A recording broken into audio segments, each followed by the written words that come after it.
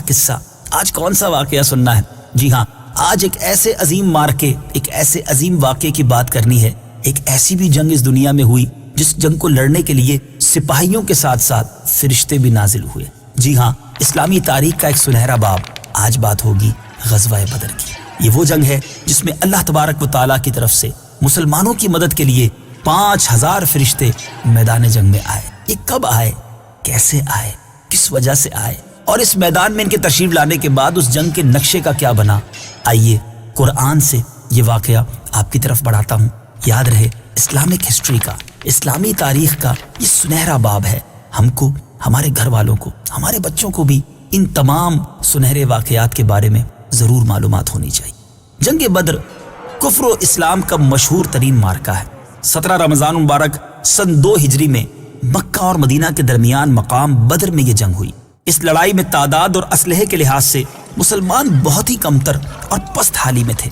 مسلمانوں میں بوڑھے، جوان، بچے، انصار و مہاجرین کل ملا کر 313 مجاہدین اسلام علم نبوی کے زیر سایہ کفار کے ایک عظیم لشکر سے نبرد آزما تھے۔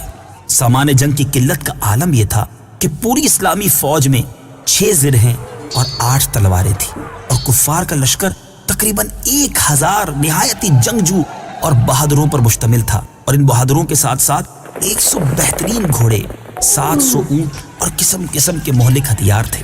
اس جنگ میں مسلمانوں کی گھبراہٹ اور بے چینی ایک قدرتی بات تھی۔ حضور اکرم صلی اللہ تعالی علیہ وسلم رات بھر جاگ کر خدا عز و جل کی بارگاہ میں مصروف دعا تھے کہ الہی، اگر یہ چند نفوس ہلاک ہو گئے، اگر یہ چند لوگ ہلاک ہو گئے، تو پھر قیامت تک روئے زمین پر تیری عبادت کرنے والے نہ رہیں گے۔ یہ تاریخی دعا ہے۔ کیا رکت ہوگی کہ رحمت للعالمین صلی اللہ تعالی علیہ وسلم رب العالمین کی بارگاہ میں محو دعا ہے۔ دعا مانگتے ہوئے آپ کی چادر مبارک آپ کے مبارک کاندھوں سے زمین پر تشریف لے آئی، اور آپ پر رکت طاری ہو گئی، یہاں تک کہ آنسو جاری ہو گئے۔ حضرت ابوبکر صدیق رضی اللہ تعالیٰ عنہ آپ کے یار غار تھے۔ آپ کو اس طرح بے قرار دیکھ کر ان کے دل کا سکون و قرار جاتا رہا۔ انہوں نے چادر مبارک کو اٹھا کر آپ کے مقدس کندھے پر ڈال دیا، اور آپ کا دست مبارک تھام کر بھرائی ہوئی آواز میں بڑے ادب کے ساتھ عرض کیا کہ حضور اب بس کیجئے، اللہ تعالیٰ ضرور اپنا وعدہ پورا فرمائے گا۔ اپنے یار غار صدیق جان نثار رضی اللہ تعالیٰ عنہ کی گزارش مان کر آپ نے دعا ختم کر دی، اور نہایت اطمینان کے ساتھ پیغمبرانہ لہجے میں یہ فرمایا۔ چنانچہ پارہ 27 سورہ قمر آیت 45 میں ارشاد ہوتا ہے، سَيُهْزَمُ الْجَمْعُ وَيُوَلُّونَ الدُّبُرَ۔ ترجمہ، عنقریب سب بھگا دیے جائیں گے اور وہ پیٹھ پھیر دیں گے۔ میٹھے میٹھے اسلامی بھائیوں، دعائے مصطفیٰ ہو چکی ہے۔ صبح جنگ کا سما ہے، اور اس جنگ میں 313 مسلمانوں کے سامنے 1000 کا لشکر جرار ہے۔ اس جنگ کا نتیجہ کیا نکلا؟ اس صبح ایسا کیا ہوا کہ آج بھی بیان کریں تو ایمان تازہ ہو جاتا ہے۔ صبح کو حضور اکرم صلی اللہ تعالی علیہ وسلم نے ایسا ولولہ انگیز واز فرمایا کہ مجاہدین کی رگوں میں خون کا قطرہ قطرہ جوش و خروش کا سمندر بن کر طوفانی موجیں مارنے لگا، اور آپ صلی اللہ تعالی علیہ وسلم نے یہ بشارت دی کہ اگر صبر کے ساتھ تم میدان جنگ میں ڈٹے رہے، اللہ تعالیٰ تمہاری مدد کے لیے آسمان سے فرشتوں کی فوج بھیج دے گا۔ چنانچہ 5000 فرشتوں کی فوج میدان جنگ میں اتر پڑی، اور دم زدن میں میدان جنگ کا نقشہ ہی بدل گیا۔ حضرت علی رضی اللہ تعالیٰ عنہ مہاجرین کا جھنڈا لہرا رہے تھے، اور حضرت سعد بن عبادہ رضی اللہ تعالیٰ عنہ انصار کے علم بردار تھے۔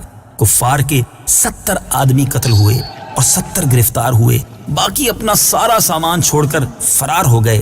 کفار کے مقتولین میں قریش کے بڑے بڑے نامور بہادر اور سردار، جو اپنی سپاہ گیری میں، اپنے فوجی تجربے میں یکتائے روزگار تھے، وہ اتھارٹی تھے اپنی اس جنگجوانہ صلاحیتوں کے، ایک ایک کر کے سب موت کے گھاٹ اتار دیے گئے، یہاں تک کہ کفار قریش کی لشکری طاقت ہی فنا ہو گئی۔ مسلمانوں میں کل 14 خوش نصیبوں کو شہادت کا شرف ملا، جن میں 6 مہاجر اور 8 انصار تھے، اور مسلمانوں کو بے شمار مال غنیمت ملا۔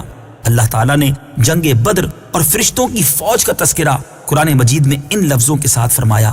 آئیے تلاوت قرآن مجید ان مبارک آیات کو سنیے کہ کس پیارے انداز میں رب عز و جل نے تذکرہ کیا، اور پھر ترجمہ سنیے۔ وَلَقَدْ نَصَرَكُمُ اللَّهُ بِبَدْرٍ وَأَنْتُمْ أَذِلَّةٌ فَاتَّقُوا اللَّهَ لَعَلَّكُمْ تَشْكُرُونَ۔ ترجمہ: اور بے شک اللہ نے بدر میں تمہاری مدد کی جب تم بالکل بے سر و سامان تھے، تو اللہ سے ڈرتے رہو تاکہ تم شکر گزار بن جاؤ۔ إِذْ تَقُولُ لِلْمُؤْمِنِينَ أَلَنْ يَكْفِيَكُمْ أَنْ يُمِدَّكُمْ رَبُّكُمْ ب3,000 مِّنَ الْمَلَائِكَةِ مُنزَلِينَ۔ ترجمہ: یاد کرو اے حبیب جب تم مسلمانوں سے فرما رہے تھے، کیا تمہیں یہ کافی نہیں کہ تمہارا رب 3,000 فرشتے اتار کر تمہاری مدد کرے؟ بَلَىٰ إِن تَصْبِرُوا وَتَتَّقُوا وَيَأْتُوكُم مِّن فَوْرِهِمْ هَٰذَا يُمْدِدْكُمْ رَبُّكُم ب5,000 مِّنَ الْمَلَائِكَةِ مُسَوِّمِينَ۔ ترجمہ: ہاں کیوں نہیں، اگر تم صبر کرو اور تقوی اختیار کرو اور کافر اسی وقت تمہارے اوپر حملہ آور ہو جائیں تو تمہارا رب 5,000 نشان والے فرشتوں کے ساتھ تمہاری مدد فرمائے گا۔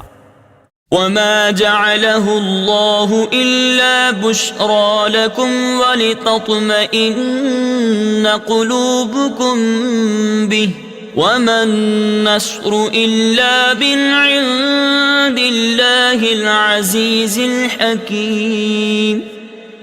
ترجمہ: اور اللہ نے اس امداد کو صرف تمہاری خوشی کے لیے کیا اور اس لیے کہ اس سے تمہارے دلوں کو چین ملے، اور مدد صرف اللہ کی طرف سے ہوتی ہے جو زبردست ہے، حکمت والا ہے۔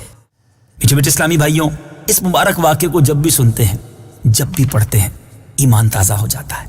آج اس قصے کو سننے کے بعد میں نے اور آپ نے کیا سیکھنا ہے؟ علماء بڑے پیارے پیارے مدنی پھول ہمیں بتاتے ہیں کہ جنگ بدر میں مسلمانوں کی تعداد اور سامان جنگ کی قلت کے باوجود فتح مبین نے مسلمانوں کے قدموں کا بوسہ لیا۔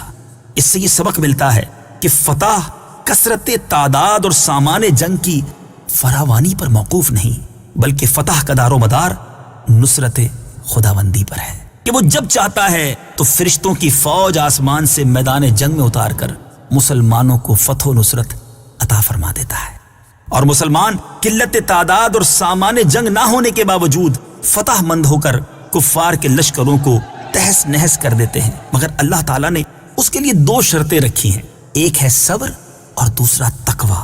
اگر مسلمان صبر و تقوی کے دامن کو تھامے ہوئے خدا کی مدد پر بھروسہ کریں تو اللہ تعالیٰ انہیں ہر محاذ پر فتح مبین عطا فرمائے گا، اور مسلمانوں کے قدم جو ہے وہ کامیابی چومے گی۔ میٹھے میٹھے اسلامی بھائیوں، بس ضرورت اس بات کی ہے کہ صبر و تقوی کے ہتھیاروں سے لیس ہو کر خدا کی مدد کا بھروسہ کر کے ہمیں زندگی گزارنا چاہیے، کیونکہ اللہ تبارک و تعالیٰ مسلمانوں کی ضرور مدد فرماتا ہے۔ قرآن میں اللہ تعالیٰ فرماتا ہے وَمَا النَّصْرُ إِلَّا مِنْ عِنْدِ اللَّهِ۔